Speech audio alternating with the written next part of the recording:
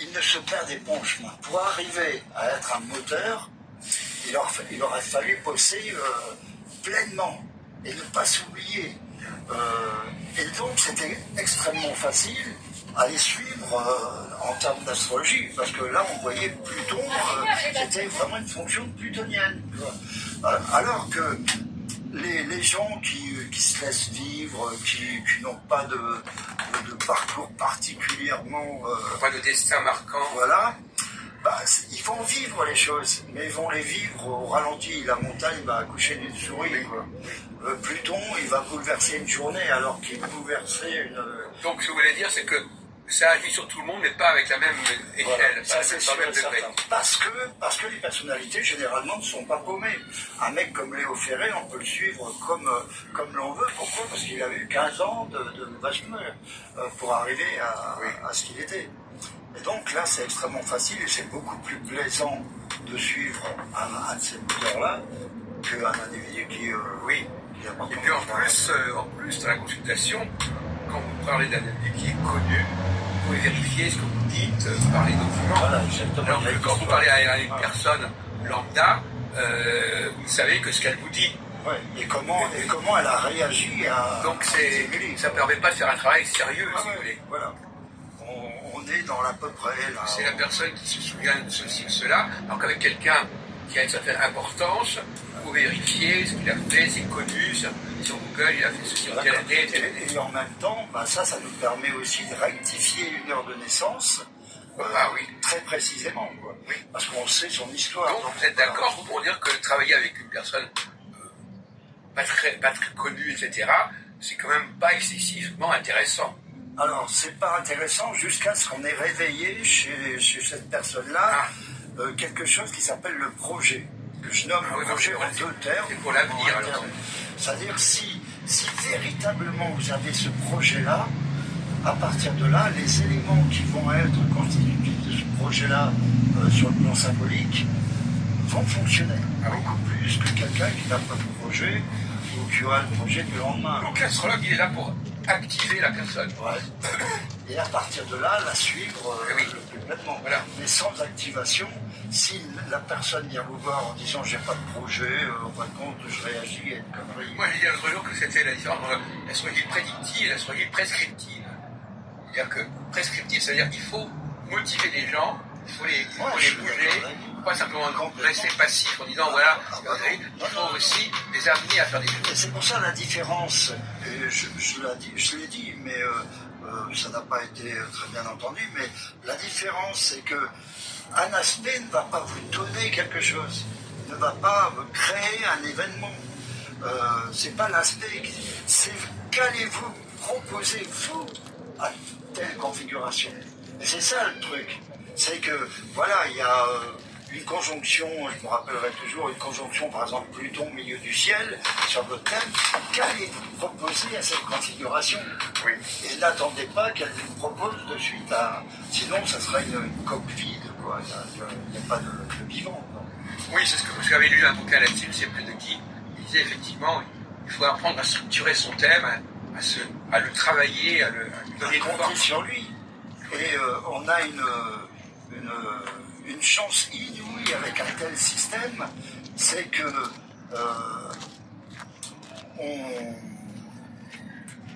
on peut s'adapter. La seule intelligence humaine, c'est celle-là, c'est sa faculté de s'adapter. Dans toute l'histoire, même mondiale, etc., avec les Copernic, tout ça, on s'est adapté à ce qui était proposé. On n'était plus le centre du monde, enfin de l'univers, on s'est adapté, etc., etc. Et dans notre propre thème, c'est ça. C'est je sais qu'est-ce que je vais proposer. À la moindre conséquence lorsqu'il s'agit d'un aspect d'essence négative, qui pèsera sur les choses, mais on peut s'adapter. C'est ça que vous dites dans votre bouquin. Oui, je parle beaucoup de l'adaptation. C'est la seule intelligence que l'on a. Le seul moyen d'aborder l'astrologie de façon intelligente, c'est de s'adapter. Déjà de connaître, de savoir à l'avance, et une fois qu'on sait à l'avance telle configuration, qu'est-ce que je propose à ça? Alors si c'est une configuration négative, essayer d'avoir les moindres conséquences parce qu'il y a plusieurs étages de communication. Et si c'est quelque chose de plus. Donc vous êtes influencé par Rudyard d'une certaine manière. Parce que Rudyard, il croyait beaucoup au thème natal, mais il pensait que le thème natal était la base pour se construire, pour ouais, mais il y a une dimension chez Rudyard que j'ai pas chez moi, que j'évite d'avoir. C'est une dimension spirituelle, une dimension même humaniste. Ce sont des termes que maintenant j'essaie d'être vraiment technique, quoi. Et là aussi, il a tout un système de direction. Bien sûr. Mais je pense pas. Enfin, j'ai pas pris le temps non plus de lire énormément Rudyard. Parce que la personnalité, c'est quand même. Il semblerait que ça va. C'est un petit peu quand même dans votre sens quelque part, il me semble. Ah, je le lirai peut-être certainement, mais lorsque vous êtes dans la recherche vous-même, c'est extrêmement difficile, plus l'écriture d'un bouquin, c'est extrêmement difficile de lire les autres. Oui.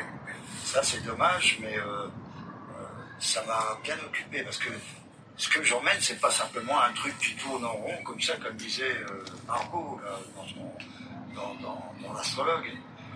Ce que j'emmène, c'est un système complet, quoi. C'est un immense... je peux... Alors, il y a une explication, j'aimerais bien savoir justement ce que vous en pensez. Il y a une explication qui ferait comment on peut voir plus loin. Comment on peut voir telle configuration dans 1 an, dans 2 ans, dans 3 heures, etc. Si on prend le schéma que je fais, c'est... alors là, il y a l'action, l'impact, ce que j'appelle l'impact dans la vie. Chaque pas que nous faisons, c'est un pas dans un champ d'énergie. Ça, on ne peut pas l'empêcher.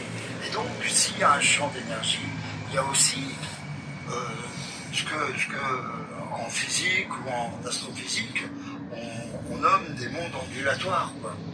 Et ces ondes-là qui sont créées du pas qu'on fait dans un champ d'énergie dans lequel on est, c'est ces ondes-là qui nous permettent, à partir d'une onde, de voir plus loin.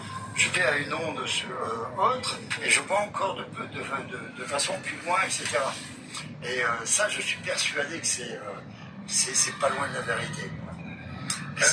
C'est ces ondes. On ne pourrait pas connaître une configuration dans 6 mois ou dans 1 an, n'importe quoi, sans ces ondulations.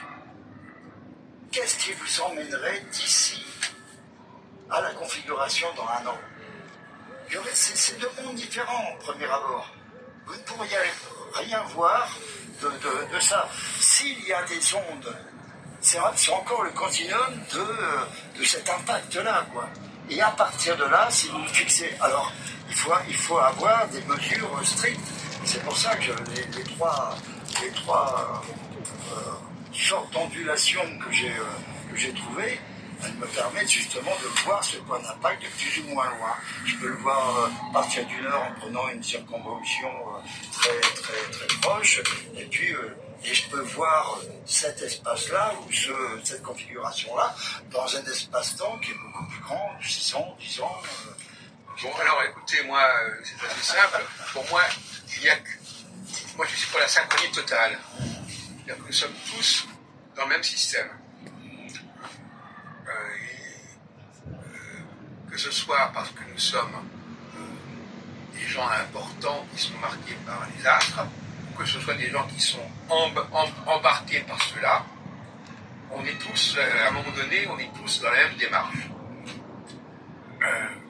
Deuxièmement, il y a des périodes de 7 ans. Et donc les choses reviennent. Les mêmes périodes reviennent régulièrement. Donc il n'y a pas d'inconnu. Ouais, mais je voulais vous poser une question. Oui. Très pratique, hein. Très pratique. 7 ans. Bon. Moi, je considère que c'est 7 ans et demi. Mais attendez, si je considère que c'est 7 ans et demi parce que c'est la moitié de 15 ans, et que moi, les 15 ans, je les obtiens de façon mathématique, arithmétique même,